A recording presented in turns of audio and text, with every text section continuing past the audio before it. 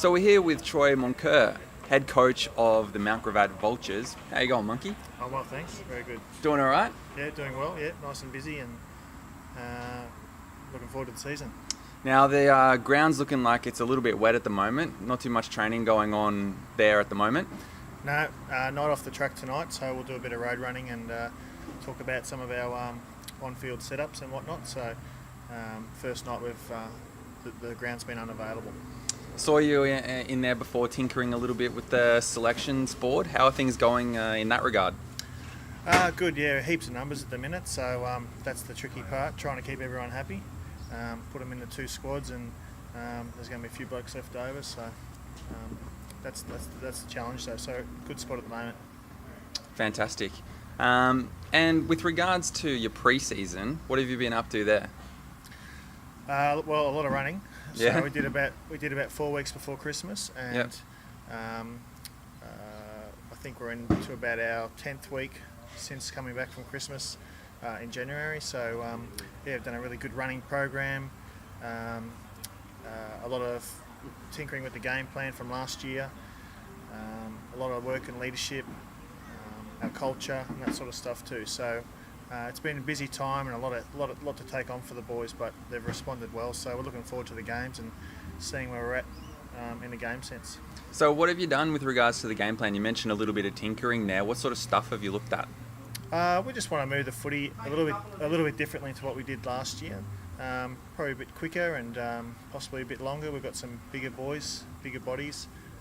So we'll look to move it a little bit differently than the way it's been traditionally moved here at Mt Gravatt. We'd like to use our big guys in those roles, and if we can, and you have the small guys, chipping around near goal and whatnot. So look, it's all up in the air at the moment. So we'll just wait and see whether that game plan's working or validated for us come these next few practice matches. Absolutely. So who are some of the big fellas that you'll be looking to hopefully pull down a couple of marks? Yeah, so we recruited Sam Stubbs from Palm Beach. He'll play up forward. We've got Jaden Crawley, Jimmy Markham to come up forward. We've got a couple other guys who are still working on their fitness and whatnot, but will challenge for those positions as well. So I guess the idea is to try and have like a traditional spine that's pretty big and strong and can take a mark or can compete and give a good contest. So that's been our aim. Nice to have a few options down there. It is, yeah, definitely. So it's good. Like from my understanding, Reece Estelle has been the only main target for the last few years. So it's good to give him a bit of a hand and a chop out. I mean, he's not a 6'4" big fella, but he's been asked to play that role because of the lack of big guys down there. So hopefully we've addressed that, and we'll see how it goes. Now, in terms of yourself, it's your first year as senior coach. How's that transition been? Well, I've been coaching for a fair while down south. Did about 8 years down there, and I was hoping still to have a kick this year, but not to be. Getting too old for that, so I'll try and put all my energy into the coaching and see if I can't have an effect in that regard. And I'm enjoying it. It's been good feedback so far. I've got a good team around me, good coaches around me. So we're looking to give it a real hot, red hot crack. So what are some of the main differences that you've noticed? And obviously you've spent some time in coaching before, but moving from a player to being a coach, you obviously kind of looking at maybe having a kick this year. So I mean, obviously you've still been playing quite recently. So is there a bit of a difference moving into a role where you're just off field? I think so. I've been a player coach for the last 8 or so years, so I think in that regard you can actually feel like you can have some input in a physical sense on the field, and you can lead. So that's my challenge is I can't do that anymore, so I have to just do that from the box. So this is the first time I've taken on a coaching role without a playing component to it. So that's my challenge and something I'm looking forward to seeing how I go with that. But I think I can still have some impact from an off-field point of view with the guys on a Saturday between 2 and 5, and hopefully we can get some results going our way. Absolutely. Now, I think in terms of, I guess, players, I mean, we don't like to point out individuals too much, but who are the senior guys that you're going to be looking to this year to shoulder a lot of the responsibility? Yeah, well, we've got two outstanding captains in Mick Hamill and Joe Murphy, who had good years last year. Joe's came back from a knee reco last year, so he's now done a full pre-season. Mick's one of our veterans and had a great season last year. So they're obviously our two standouts. Fraser Neat's come back to the club. Fraser's got great tank, hard at it.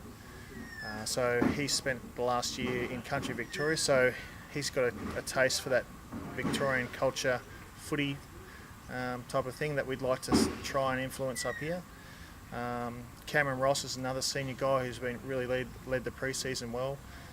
And there's a whole host of other guys underneath that, but those guys have been the standouts. And one thing we probably lack, and I think it's generally speaking, it's a different competition, is those more older senior guys. It's a young competition, and I think you see with those sides like Labrador and whatnot have a good balance of those good older guys and young kids, and that's why they've been successful. So our energies have gone into trying to develop those 26, 27, 28-year-olds into good, strong senior leaders of the club, and the baton's been passed on to them, so it's their turn to lift. On a bit of a different note, how are we looking with regards to the injury list? Pretty good. I don't think there's anyone long term. There's just been a couple of normal soft tissue niggles sort of stuff throughout the pre-season, but I don't see us having anyone on the sideline for round one, so I think we're in good shape. Looking good. Now, you've mentioned you spent some time elsewhere in your footy career. Have you noticed any differences between the QAFL and where else you played? Yeah, certainly. Like, this is a younger competition. The boys are fitter. It's quicker footy.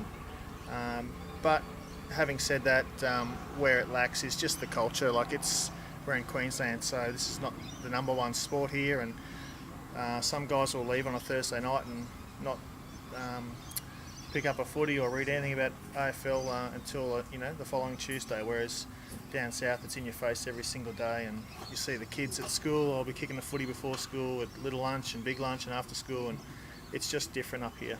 And that takes a bit of getting used to. And those guys who haven't had a chance to experience that, it's hard to explain what it's like in the heartland of footy down south. So, but that's why I said it's good, like for kids like Fraser and that to come back who have experienced that, and hopefully that rubs off a bit up here.